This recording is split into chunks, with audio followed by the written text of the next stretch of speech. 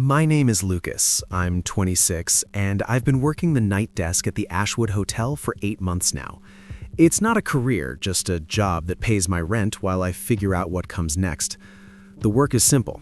Check in the occasional late arrival, handle complaints, keep the lobby presentable, and make sure nothing catches fire. Most nights, I sit behind the desk reading or watching shows on my phone until my shift ends at 7 in the morning. The Ashwood is one of those mid-sized downtown hotels that used to be something impressive back in the 70s. Now it's just adequate. 12 stories, 140 rooms, a small fitness center that smells like rubber mats, and a continental breakfast that's mostly muffins and coffee. We get business travelers on corporate accounts, tourists who booked through discount websites, and the occasional person who seems to be hiding from something. I don't ask questions. When I was hired, the manager, Patricia, walked me through the basics. She showed me how to use the booking system, where the cleaning supplies were kept, and how to comp a room if someone complained loudly enough. Then she pointed to the elevator panel on the wall behind the desk. "We don't rent out the 12th floor," she said, tapping the diagram with her pen. "It's been closed for renovations for about 3 years now. If anyone asks, just tell them it's under construction." I asked when the renovations would be finished. She gave me a tired smile. "Eventually. Don't worry about it. You won't need to go up there." That was fine with me. One less floor to think about. The first month passed without incident. I checked people in, gave directions to nearby restaurants, and restocked the coffee station. The night shift suited me. I've always been more comfortable in quiet spaces, and there's something peaceful about a hotel at 3 in the morning. The hum of the vending machines, the occasional elevator ding, the soft pool of light from my desk lamp while the rest of the lobby sits in shadow. The first complaint came on a Tuesday in my second month. A guest called down around 2:30, room 1147. He was polite but firm, the way people are when they're trying not to lose their temper. "I'm sorry to bother you," he said, "but there's been noise from the room above me for the past hour. Sounds like furniture being dragged across the floor. I have a meeting in the morning and I really need to sleep." I pulled up the hotel map on my computer. Room 1147 was on the 11th floor. Directly above it would be 1247. "I apologize for the disturbance," I said, keeping my voice calm and professional. "Let me look into that for you." I checked the system. The 12th floor showed no active reservations. Every room was marked as unavailable. "Sir, there's actually no one staying in the room above you," I explained. "The 12th floor is closed for renovations. What you're hearing might be the building settling or possibly noise from the street." There was a pause. "It's not from the street," he said slowly. "It's directly above me. I can hear footsteps now, heavy ones." I assured him I would look into it and offered to move him to a different room. He declined, said he didn't want to pack everything up at this hour, and asked me to please just make the noise stop. I promised I would do what I could. After hanging up, I sat there for a moment, looking at the elevator.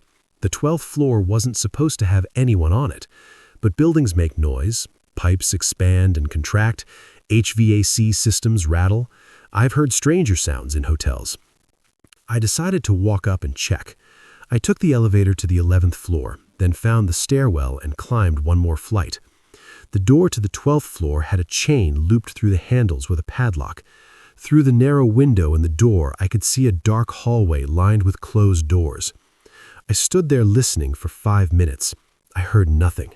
No footsteps, no dragging furniture, nothing, but the ambient hum of the building's ventilation system.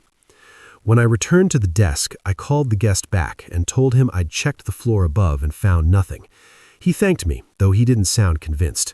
The rest of the night was quiet. 2 weeks later, it happened again. Different guest, different room. This time, it was a woman in 1133. She called at 1:15 to report voices coming from above. Not shouting, she said, but conversation, like people were having a normal discussion in the middle of the night. I gave her the same explanation. The floor above was closed.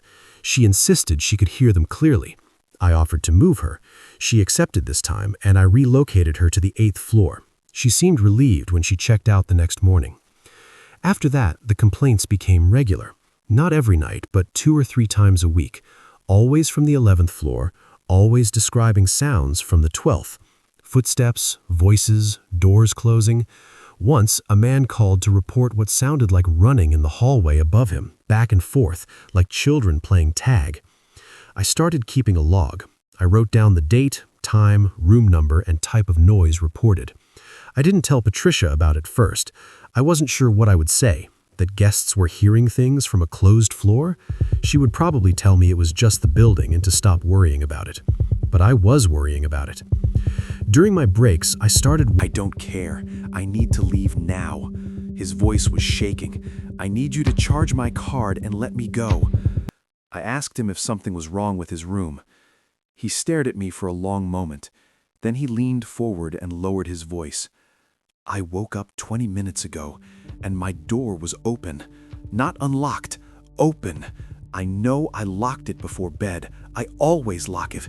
And when I got up to close it, I looked out into the hallway, and I saw... He stopped, swallowed hard. I saw someone standing by the elevator, just standing there, facing the wall. Another guest? I asked. No. He shook his head quickly. No, this was wrong. They weren't moving, not at all. And they were wearing, I don't know how to describe it, old clothes, like from a long time ago. I watched for maybe 30 seconds, and they didn't move once, not even to breathe. So I closed my door and locked it and pushed the desk chair under the handle, and I called down here, but no one answered. I checked the call log. There was no record of a call from his room. What floor were you on? I asked, though I already knew. 11, he said. Room 1142. I checked him out. I didn't charge him for the full stay. He left before I'd finished printing his receipt. After he was gone, I sat at the desk and opened my log. Dozens of entries now, months of complaints, all from the 11th floor, all describing sounds and presences from the 12th. And now someone had seen something. I thought about quitting. I thought about it seriously, but then I would have to explain why to potential employers, and what would I say? That I was afraid of an empty floor? So I keep working. I come in at 11 p.m. and leave at 7 a.m. I check in guests and answer questions and try not to think about what might be happening directly above them. But last night, during a slow stretch around 3, I heard something new. The elevator dinged. I looked up and watched the doors slide open. No one got out. The car was empty. But on the floor inside, just before the doors closed again, I saw something that made my stomach drop. Wet footprints, leading out into the lobby. I sat very still, watching them, small puddles forming on the tile.